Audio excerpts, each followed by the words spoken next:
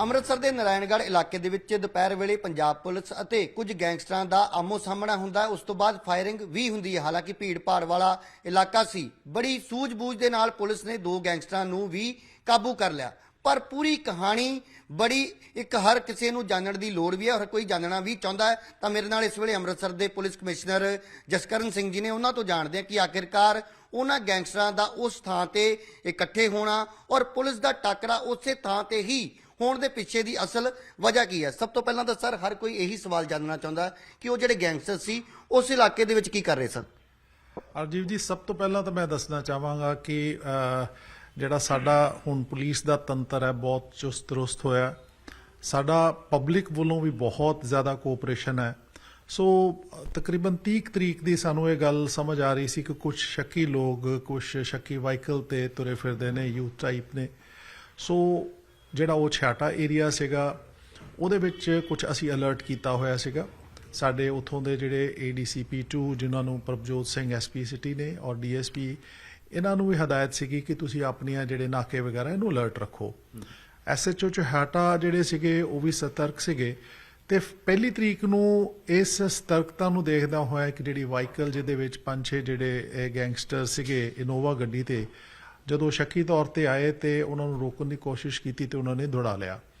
ਲੇਕਿਨ ਉਹਨਾਂ ਨੇ ਜਿਹੜਾ ਛਿਹਾਟੇ ਏਰੀਏ ਦਾ ਨਾਰਾਇਣਗੜ੍ਹ ਏਰੀਆ ਜਿਹੜਾ ਕਿ ਬਹੁਤ ਹੀ ਕੰਜਸਟਡ ਹੈ, ਤੁਸੀਂ ਦੇਖਿਆ ਹੀ ਹੈ, ਤੁਸੀਂ ਸਾਰਾ ਕਵਰ ਵੀ ਕੀਤਾ ਹੈ, ਉਹਨਾਂ ਗਲੀਆਂ ਦੇ ਵਿੱਚ ਪਾੜ ਲਿਆ। ਲੇਕਿਨ ਪੁਲਿਸ ਨੇ ਬੜੀ ਸੂਝ-ਬੂਝ ਦੇ ਨਾਲ ਇਹ ਨਹੀਂ ਕਿ ਇਕੱਲਾ ਇੱਕ ਸਾਈਡ ਤੋਂ ਘੇਰਾ ਪਾਇਆ। ਉੱਥੇ ਜਿਹੜੇ ਸਾਡੇ ਚੌਕੀ ਇੰਚਾਰਜ ਸੀਗੇ ਛਿਹਾਟਾ ਦੇ ਉਹਨਾਂ ਨੇ ਬਲਵਿੰਦਰ ਸਿੰਘ ਹਰਾ ਨੇ ਉਹਨਾਂ ਨੇ ਦੂਸਰੇ ਪਾਸੇ ਤੋਂ ਆਪਣਾ ਜਿਹੜਾ ਉਹਨੂੰ ਘੇਰਾਬੰਦੀ ਕੀਤੀ ਤੇ ਉਹਦੇ ਨਾਲ ਕੀ ਹੋਇਆ ਕਿ ਇਹ ਜਦੋਂ ਪਿੱਛੋਂ ਵੀ ਚੇਜ਼ਿੰਗ ਹੋ ਰਹੀ ਸੀ ਔਰ ਅੱਗੋਂ ਵੀ ਜਿਹੜਾ ਸਾਡੇ ਜਿਹੜੇ ਹੈ ਹਾਲਾਂਕਿ ਬਹੁਤ ਹੀ ਟਾਈਟ ਉਹ ਗਲੀਆਂ ਸੀਗੀਆਂ ਉਹ ਅੱਗੋਂ ਉਹਨਾਂ ਨੂੰ ਆਪਣਾ ਗੱਡੀ ਦੇ ਨਾਲ ਜਿਵੇਂ ਕਹੀਏ ਤਾਂ ਪੁਲਿਸ ਪਹਿਲਾਂ ਤੋਂ ਹੀ ਉਹਨਾਂ ਦੀ ਜਿਹੜੀ ਪੈੜ ਹੈ ਉਹ ਨੱਪ ਰਹੀ ਸੀ ਕਿ ਕਿੱਥੇ ਕਿੱਥੇ ਜਾ ਰਹੇ ਨੇ। ਉਹਨਾਂ ਦੀ ਪੂਰੀ ਜਿਹੜੀ ਹੈ ਗਤੀਵਿਧੀ ਉਹਦੇ ਉੱਤੇ ਹਲਚਲ ਦੇ ਉੱਤੇ ਨਜ਼ਰ ਬਣੀ ਹੋਈ ਸੀ।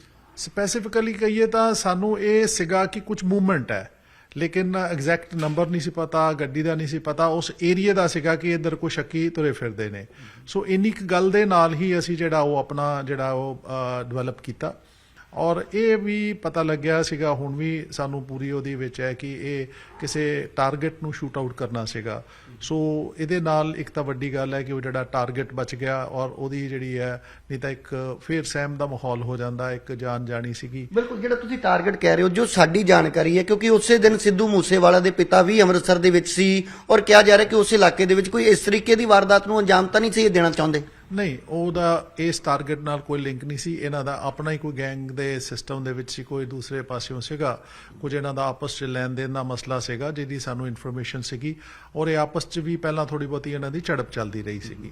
ਔਰ ਸਰ ਤੁਸੀਂ ਜਦੋਂ ਮੌਕੇ ਤੇ ਪਹੁੰਚਦੇ ਹੋ ਇੱਕ ਘਰ ਦੀ ਛੱਤ ਦੇ ਉੱਤੇ ਤੁਸੀਂ ਗਏ ਜਿੱਥੇ ਫਾਇਰ ਕੁਝ ਬੁਲਟ ਮਾਰਕਸ ਵੀ ਨਜ਼ਰ ਆਏ ਤਾਂ ਉਸ ਤੋਂ ਬਾਅਦ ਕਿਸ ਤਰੀਕੇ ਦੇ ਨਾਲ ਕਿਉਂਕਿ ਬਹੁਤ ਜਲਦ ਜਿਹੜੇ 3 ਫਰਾਰ ਵੀ ਹੋਏ ਸੀ ਉਹਨਾਂ ਨੂੰ ਵੀ ਫੜ ਲਿਆ ਗਿਆ ਔਰ ਉਸ ਦੌਰਾਨ ਜਿਹੜੇ ਲੋਕ ਨੇ ਉੱਥੇ ਜਿੱਥੇ ਤੁਸੀਂ ਕਹਿ ਰਹੇ ਵੀ ਰਹਿ ਵੀ ਰਹੇ ਸੀ ਕੀ ਕਿਸੇ ਲੋਕਲ ਰੈਜ਼ੀਡੈਂਸ ਦੀ ਵੀ ਕੋਈ ਸ਼ਮੂਲੀਅਤ ਇਹਦੇ ਵਿੱਚ ਸ਼ਾਮਲ ਪਤਾ ਲੱਗੀ? ਅਜੀਬ ਜੀ, ਜਦੋਂ ਇਸ ਮੌਕੇ ਤੇ ਅਸੀਂ ਸਾਰੇ ਇਮੀਡੀਏਟਲੀ ਪਹੁੰਚ ਗਏ, ਮੈਂ ਵੀ ਔਰ ਸਾਡੇ DCP ਮੁਖਵਿੰਦਰ ਸਿੰਘ ਵੀ ਪਹੁੰਚ ਗਏ। ਅਸੀਂ ਇਮੀਡੀਏਟਲੀ ਇਹ ਫਿਰ ਉਹਨਾਂ ਦੀ ਪੈੜ ਦੱਬੀ ਤੇ ਇਹ ਜਿਹੜੇ 2 ਮੁਲਜ਼ਮ ਜਿਹੜੇ ਆ ਮੌਕੇ ਤੇ ਫੜੇ ਗਏ ਔਰ ਉਹ ਜਿਹੜੇ ਤੁਹਾਨੂੰ ਮੈਂ ਦੱਸ ਰਿਹਾ ਸੀਗਾ ਜਦੋਂ ਉਹਨਾਂ ਦੀ ਗੱਡੀ ਰੋਕੀ ਤੇ ਉਹ ਫਿਰ ਪੈਦਲ ਦੌੜ ਪਏ।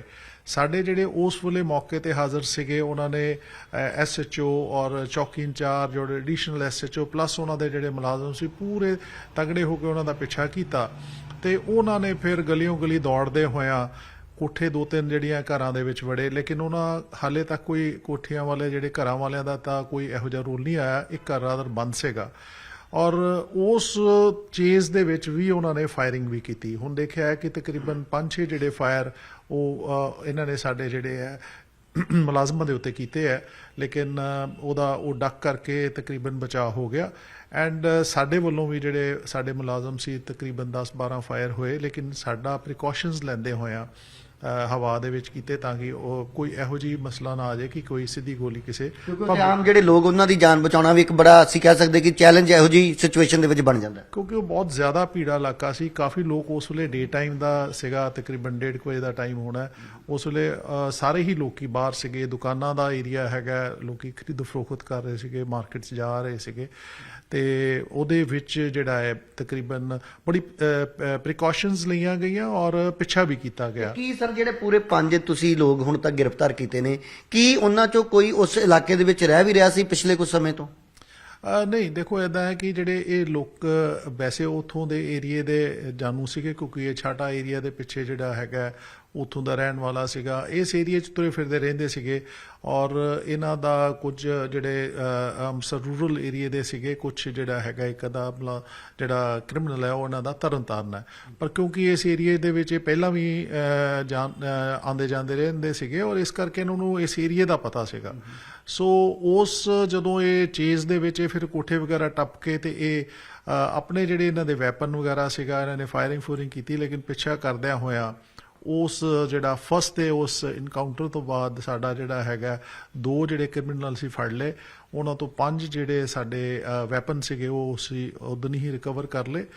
ਜਿਹੜੀ ਉਹ ਵੈਨ ਸੀਗੀ ਉਹ ਵੀ ਰਿਕਵਰ ਕਰ ਲਈ ਔਰ ਜਿਹੜੇ ਕੁਝ ਜ਼ਿੰਦਾ ਕਾਰਤੂਸ ਸੀਗੇ ਜ਼ਿੰਦਾ ਜਿਹੜੇ ਉਹ ਵੀ ਅਸੀਂ ਫੜ ਲਏ। ਤੇ ਜਿਹੜੇ 3 ਬਾਕੀ ਨੇ ਇਹਨਾਂ ਦੇ ਕੋਲੋਂ ਵੀ ਕੋਈ ਰਿਕਵਰੀ ਹੋਈ ਸਰ? ਜਿਹੜੀ ਬੜਾ ਇੰਪੋਰਟੈਂਟ ਗੱਲ ਹੈ ਕਿ ਅਸੀਂ ਫਿਰ ਇਮੀਡੀਏਟਲੀ ਆਪਣੀਆਂ ਟੀਮਾਂ, ਮੈਂ ਉਸ ਦਿਨ ਹੀ ਦੱਸਿਆ, ਇਮੀਡੀਏਟਲੀ ਉਹਨਾਂ ਦੀ ਪੁੱਛਗਿੱਛ ਕੀਤੀ। ਰਾਦਰ ਇਹ ਸਮਝ ਸਕਦੇ ਜੇ ਵਿਦਨ ਨੋ ਟਾਈਮ, ਬਗੈਰ ਟਾਈਮ ਵੇਸਟ ਕਰਦੇ ਉਸੇ ਹੀ ਅੱਧੇ ਘੰਟੇ ਦੇ ਵਿੱਚ ਹੀ ਅਸੀਂ ਉਹਨਾਂ ਦੀ ਪੁੱਛਗਿੱਛ ਕਰਕੇ ਅਸੀਂ 2 ਕੰਮ ਕੀਤੇ। ਸਭ ਤੋਂ ਪਹਿਲਾਂ ਤਾਂ ਅਸੀਂ ਇਹ ਕਿਹਾ ਕਿ ਇਹ ਆਏ ਕਿੱਥੋਂ ਸੀ, ਕਿੱਥੇ ਰਹੇ ਸੀਗੇ ਔਰ ਫਿਰ ਅੱਗੇ ਕਿੱਥੇ ਜਾ ਸਕਦੇ ਆ।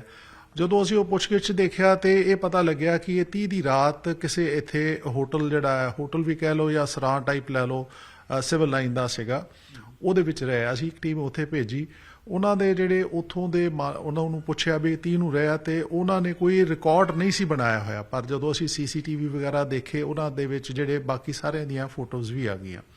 ਮੈਂ ਇੱਥੇ ਫਿਰ ਦੱਸਣਾ ਚਾਹਾਂਗਾ ਕਿ ਇਹ ਬੜੀ ਵੱਡੀ ਕੋਤਾਹੀ ਹੈ ਜਿਹੜੇ ਇਹੋ ਜਿਹੇ ਹੋਟਲਸ ਨੇ। ਅਸੀਂ ਆਲਰੇਡੀ ਇਨਸਟਰਕਸ਼ਨਸ ਦਿੱਤੀਆਂ ਹੋਈਆਂ ਕਿ ਇਹਨਾਂ ਦਾ ਜਿਹੜਾ ਵੀ ਕੋਈ ਇੱਥੇ ਰਹਿੰਦਾ ਹੈਗਾ ਉਹਨਾਂ ਦਾ ਪ੍ਰੋਪਰ ਰਿਕਾਰਡ ਲਵੋ, ਪ੍ਰੋਪਰ ਉਹਨਾਂ ਦੀਆਂ IDs ਲਵੋ, ਟੈਲੀਫੋਨਸ ਨੰਬਰਸ ਲਵੋ ਤਾਂ ਕਿ ਲੋੜ ਪੈਣ ਦੇ ਉੱਤੇ ਅਦਰਵਾਈਜ਼ ਵੀ ਜੇ ਕੋਈ ਸ਼ੱਕੀ ਵੀ ਲੱਗਦਾ ਤੇ ਉਹਨੂੰ ਇਨਫੋਰਮ ਕਰੋ। ਉਹਦੀ ਬਹੁਤ ਵਾਇਓਲੇਸ਼ਨ ਹੋਈ, ਅਸੀਂ ਉਹਨਾਂ ਨੂੰ ਵੀ ਬੰਦੇ ਕਾਨੂੰਨੀ ਜਿਹੜੀ ਹੈ ਉਹਨਾਂ ਦੇ ਖਿਲਾਫ ਕਾਰਵਾਈ ਕੀਤੀ ਹੈ। ਮੈਂ ਤੁਹਾਨੂੰ ਇੱਥੇ ਦੱਸਣਾ ਚਾਹਾਂਗਾ ਕਿ ਇਹ ਇੱਕ ਕੁਤਾਹੀ ਹੈ ਔਰ ਅਸੀਂ ਉਹਨਾਂ ਦੇ ਖਿਲਾਫ ਵੀ 188 ਦਾ ਇੱਕ ਪਰਚਾ IPC ਦਾ ਪਰਚਾ ਦਿੱਤਾ ਹੈ ਔਰ ਇਹ ਸਖਤ ਹਦਾਇਤ ਹੈ ਇਸ ਮੌਕੇ ਦੇ ਉੱਤੇ ਕਿ ਜਿੰਨੇ ਵੀ ਸਾਡੇ ਇੱਥੋਂ ਦੇ ਹੋਟਲ ਜਾਂ ਜਿਹੜੇ ਛੋਟੇ ਸਰਾਵਾਂ ਨੇ ਜਾਂ ਕੋਈ ਇਹੋ ਜਿਹੀਆਂ ਰਹਿਣ, ਇਹਨਾਂ ਨੂੰ ਅਸੀਂ ਆਲਰੇਡੀ ਇੱਕ 11ਵੇਂ ਮਹੀਨੇ ਦਾ ਆਰਡਰ ਵੀ ਪਾਸ ਕੀਤਾ ਹੋਇਆ ਕਿ ਤੁਸੀਂ ਘੱਟੋ ਘੱਟ ਇਹਨਾਂ ਦੇ ਜਿਹੜੇ ਵੀ ਰਹਿੰਦੇ ਨੇ ਉਹਨਾਂ ਦੀਆਂ ID ਪ੍ਰੂਫਸ ਲਵੋ, ਉਹਨਾਂ ਦਾ ਇੱਕ ਰਜਿਸਟਰ ਮੇਨਟੇਨ ਕਰੋ ਔਰ ਉਹਨਾਂ ਦੇ ਵਿੱਚ ਉਹਨਾਂ ਦੇ ਫੋਨ ਨੰਬਰਸ ਸਾਰੀਆਂ ਡਿਟੇਲਸ ਹੋਣ। ਤੁਹਾਡੇ ਰਿਸੈਪਸ਼ਨ ਤੇ ਪ੍ਰੋਪਰ ਕੈਮਰਾ CCTV ਵਗੈਰਾ ਪ੍ਰੋਪਰ ਲੱਗਾ ਹੋਵੇ, ਉਹਦੀ ਰਿਕਾਰਡਿੰਗ ਰੱਖੋ ਔਰ ਇਨ ਕੇਸ ਕੋਈ ਤੁਹਾਨੂੰ ਲੱਗਦਾ ਹੈ ਕੋਈ ਸ਼ੱਕੀ ਹੈ, ਕੋਈ ਇਹੋ ਜਿਹਾ ਲੱਗਦਾ ਹੈ ਤਾਂ ਸਾਨੂੰ ਇਮੀਡੀਏਟਲੀ ਇਨਫੋਰਮ ਕਰੋ। ਸਾਡਾ ਉਹਨਾਂ ਚੱਕੀ ਤੇ ਥਾਣਿਆਂ ਨਾਲ ਰਾਬਤਾ ਹੈਗਾ। ਜਿਸ ਤਰ੍ਹਾਂ ਤੁਸੀਂ ਕਿਹਾ ਕਿ ਜਿੱਥੇ ਇਹ ਰਹੇ ਉਹਨਾਂ ਦੇ ਖਿਲਾਫ ਵੀ ਕਾਰਵਾਈ ਹੋਈ, ਪਰ ਜਿਹੜੇ ਇੱਕ ਵਹੀਕਲ ਦੇ ਵਿੱਚ 5 ਲੋਕ ਆਏ ਸੀ, 2 ਫੜ ਲਏ ਗਏ, ਵਹੀਕਲ ਇਹ ਛੱਡ ਕੇ ਭੱਜ ਗਏ, ਤਾਂ 3 ਜਿਹੜੇ ਉੱਥੋਂ ਫਰਾਰ ਹੋਏ ਲਾਜ਼ਮੀ ਤੌਰ ਤੇ ਕਿਸੇ ਨਾ ਕਿਸੇ ਨੇ ਉਹਨਾਂ ਦੀ ਮਦਦ ਕੀਤੀ ਹੋਏਗੀ। ਕੀ ਉਹਨਾਂ ਲੋਕਾਂ ਬਾਰੇ ਵੀ ਜਾਣਕਾਰੀ ਇਕੱਤਰ ਕੀਤੀ ਗਈ? ਹਾਂਜੀ, ਫਿਰ ਅਸੀਂ ਇਹਨਾਂ ਦੀ ਪੁੱਛਗਿੱਛ ਤੋਂ ਬਾਅਦ ਇਹ ਸਾਰਾ ਦੇਖਿਆ। ਜਦੋਂ ਮੈਂ ਮੌਕੇ ਤੇ ਪਹੁੰਚਿਆ, ਤੁਸੀਂ ਵੀ ਮੌਕੇ ਤੇ ਸਾਨੂੰ ਇਹ ਲੱਗਿਆ ਕਿ ਜਿਹੜੇ ਕੋਠੇ ਕਾਠੇ ਤੋਂ ਇਹਨਾਂ ਨੇ ਛਾਲ ਮਾਰੀ ਹੈ ਉਹ ਕਾਫੀ ਉੱਚਾ ਸੀਗਾ। ਮੈਂ 12-14, ਤੁਸੀਂ ਵੀ ਦੇਖਿਆ 12-14 ਫੁੱਟ ਉੱਚਾ ਹੋਏਗਾ ਤੇ ਉਦੋਂ ਹੀ ਇਹ ਬਣ ਗਿਆ ਕਿ ਇਹ ਲੱਗਿਆ ਕਿ ਇਹ ਡੈਫੀਨੇਟਲੀ ਇਹਨਾਂ ਦੇ ਕੋਈ ਨਾ ਕੋਈ ਇੰਜਰੀ ਜ਼ਰੂਰ ਹੋਈ ਹੋਏਗੀ। ਪਰ ਕਿਉਂਕਿ ਭੀੜ ਭੜੱਕੇ ਦਾ ਇਲਾਕਾ ਸੀਗਾ ਉਸ ਵੇਲੇ ਇਹ ਉਸ ਭੀੜ ਦਾ ਲੈਂਦਿਆਂ ਹੋਇਆ ਉੱਥੋਂ ਨਿਕਲੇ, ਲੇਕਿਨ ਇਹਨਾਂ ਦੇ ਡੈਫੀਨੇਟਲੀ ਉਸ ਦੇ ਵਿੱਚ ਇੰਜਰੀਜ਼ ਹੋਈਆਂ। ਤਾਂ ਸੋ ਅਸੀਂ ਉਹਦੇ ਤੇ ਫਿਰ ਕੀ ਸਕੀਮ ਬਣਾਈ ਕਿ ਕੁਝ ਪਾਰਟੀਆਂ ਬਣਾਈਆਂ, ਨੇੜੇ ਤੇੜੇ ਦੇ ਜਿਹੜੇ ਏਰੀਏ ਦੀ ਸਰਚ ਕਰਵਾਈ ਔਰ ਉੱਥੋਂ ਦੇ ਜਿਹੜੇ ਕੋਈ ਜਿਹੜਾ ਈਵਨ ਹਸਪੀਟਲਸ ਵਗੈਰਾ ਜਾਂ ਛੋਟੇ ਜਿਹੜੀਆਂ ਜਿੱਥੋਂ ਫਸਟ ਏਡ ਮਿਲ ਸਕਦੀ ਹੈ ਉਹਨਾਂ ਨੂੰ ਵੀ ਚੈੱਕ ਕਰਾਇਆ ਔਰ ਅਲਟੀਮੇਟਲੀ ਅਸੀਂ ਕੱਲ ਦੀ ਨੈਕਸਟ ਡੇ ਹੀ 2 ਦੀ ਰਾਤ ਨੂੰ ਸਾਨੂੰ ਪਤਾ ਲੱਗ ਗਿਆ ਕਿ ਇਹ ਬੰਦਿਆਂ ਨੇ ਕਿਤੋਂ ਮਾਲਿਸ਼ ਵਗੈਰਾ ਕਰਾਈ ਹੈ, ਕਿਤੋਂ ਆਪਣਾ ਉਹਦਾ ਇਲਾਜ ਕਰਾਉਣ ਦੀ ਕੋਸ਼ਿਸ਼ ਕੀਤੀ ਔਰ ਉਸ ਤੋਂ ਬਾਅਦ ਇੱਥੇ ਸਰਾਂ ਨਾਂ ਦਾ ਪਿੰਡ ਆ ਨੇੜੇ ਹੀ ਹੈਗਾ, ਉੱਥੇ ਜਾ ਕੇ ਇਹਨਾਂ ਨੇ ਠਾਰ ਲਈ ਔਰ ਉੱਥੇ ਪਹੁੰਚਣ ਲਈ ਵੀ ਇਹਨਾਂ ਨੇ ਫਿਰ ਕਿਸੇ ਆਪਣੇ ਰਾਹੁਲ ਨਾਂ ਦੇ ਕੋਈ ਵਿਅਕਤੀ ਤੋਂ ਮਦਦ ਲਈ, ਜਿਹਨੇ ਕਿ ਉੱਥੋਂ ਇਹਨਾਂ ਨੂੰ ਚੁੱਕ ਕੇ ਤੇ ਉਸ ਪੁਆਇੰਟ ਦੇ ਉੱਤੇ ਸੇਫ ਪੁਆਇੰਟ ਪਹੁੰਚਾਇਆ। ਇੱਥੇ ਮੈਂ ਦੱਸਣਾ ਚਾਹਾਂਗਾ ਕਿ ਅੱਜ ਦੀ ਡੇਟ ਤੇ ਸਾਡਾ ਬਿਲਕੁਲ ਕਨਸੈਪਟ ਕਲੀਅਰ ਹੈ। ਕ੍ਰਾਈਮ ਕ੍ਰਿਮੀਨਲ ਤਾਂ ਜਿਹੜਾ ਹੈਗਾ ਉਹ ਤਾਂ ਹੈ ਹੀ ਹੈ, ਔਰ ਉਹਦੇ ਤੇ ਅਸੀਂ ਪੂਰੀ ਸਖਤੀ ਔਰ ਪੂਰੇ ਉਹਦਾ ਉਹ ਕਰਦੇ ਹਾਂ, ਲੇਕਿਨ ਜਿਹੜਾ ਉਹਨਾਂ ਨੂੰ ਮਦਦ ਕਰਦਾ ਹੈ, ਚਾਹੇ ਉਹ ਕਿਤੇ ਲਿਜਾਂਦਾ ਹੈ ਜਾਂ ਠਹਿਰਾਉਂਦਾ ਹੈ, ਉਹ ਵੀ ਉਨਾ ਹੀ ਗੁਨੇਗਾਰ ਹੈ। ਅਸੀਂ ਉਹਨਾਂ ਦੇ ਖਿਲਾਫ ਹੀ ਕੀਤਾ, ਔਰ ਇਸ ਦੇ ਨਾਲ ਅਸੀਂ ਜਿਹੜਾ ਜਿਸ ਬੰਦੇ ਨੇ ਉਹਨਾਂ ਨੂੰ ਉੱਥੋਂ ਲੈ ਕੇ ਜਾ ਕੇ ਇੱਕ ਦਿੱਤੀ ਹੈ, ਵਾਹੀਕਲ ਦਿੱਤਾ ਹੈ ਔਰ ਉੱਥੇ ਪਹੁੰਚਾਇਆ ਹੈ, ਬਜਾਏ ਕਿ ਪੁਲਿਸ ਨੂੰ ਇਨਫੋਰਮ ਕਰਨ ਦੇ, ਅਸੀਂ ਉਹਨੂੰ ਵੀ ਆਪਣੇ ਇਸ ਮੁਕੱਦਮੇ ਦੇ ਵਿੱਚ ਨਾਮਜ਼ਦ ਕੀਤਾ ਹੈ ਔਰ ਉਹਨੂੰ ਵੀ ਇਸ ਕੇਸ ਦੇ ਵਿੱਚ ਲੈ ਕੇ ਆ ਰਹੇ ਹਾਂ। ਯਾਨੀ ਕਿ ਕੁੱਲ ਜਿਹੜੇ 5 ਇਹ ਕ੍ਰਿਮੀਨਲ ਸੀ, ਇਹਨਾਂ ਤੋਂ ਇਲਾਵਾ ਟੋਟਲ ਕਿੰਨੇ ਲੋਕ ਨੇ ਜਿਨ੍ਹਾਂ ਨੂੰ ਇਸ ਕੇਸ ਦੇ ਵਿੱਚ ਨਾਮਜ਼ਦ ਕੀਤਾ ਗਿਆ?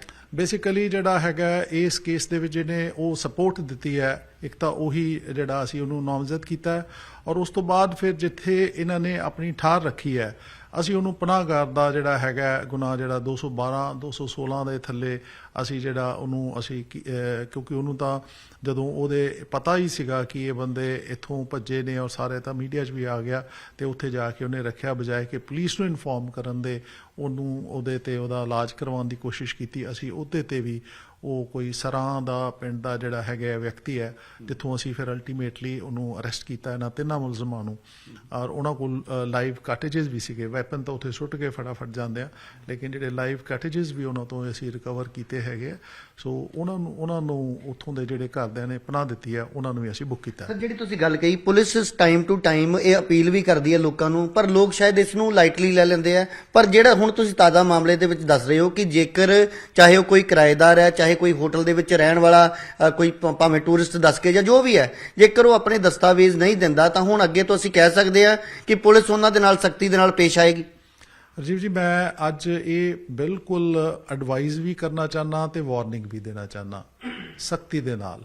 ਐਡਵਾਈਜ਼ ਤਾਂ ਮੈਂ ਇਹ ਕਰਨਾ ਚਾਹੁੰਦਾ ਕਿ ਜਿਹੜਾ ਅਸੀਂ ਰੂਲ ਬਣਾਇਆ ਔਰ ਇਹਨਾਂ ਨੂੰ ਦੱਸਿਆ ਹੈ ਕਿ ਰਾਦਰ 11ਵੇਂ ਮਹੀਨੇ ਦਾ ਇੱਕ ਆਰਡਰ ਹੈਗਾ, ਜਿੱਥੇ ਵੀ ਕੋਈ ਹੋਟਲ ਹੈ, ਸਰਾਂਗਾਰ ਹੈ, ਜਿੱਥੇ ਵੀ ਕੋਈ ਬਾਹਰੋਂ ਆ ਕੇ ਰਹਿੰਦਾ ਹੈ, ਉਹਦਾ ਮੈਂਡੇਟਰੀ ਹੈ ਕਿ ਤੁਸੀਂ ਆਪਣਾ ਜਿਹੜਾ ਰਜਿਸਟਰ ਮੇਨਟੇਨ ਕਰੋ, ਉਹਦੇ ਡਾਕੂਮੈਂਟਸ ਲਵੋ, ਉਹਦਾ ਆਈਡੀ ਪ੍ਰੂਫ ਲਵੋ, ਔਰ ਉਹ ਸਾਰੇ ਡਾਕੂਮੈਂਟਸ ਜਿਹੜੇ ਆ ਆਪਣੇ ਕੋਲ ਸੇਫ ਕਸਟਡੀ 'ਚ ਰੱਖੋ। ਲੋੜ ਪੈਣ 'ਤੇ ਸਾਨੂੰ ਉਹਦਾ ਜਿਹੜਾ ਰਿਕਾਰਡ ਮਿਲੇ।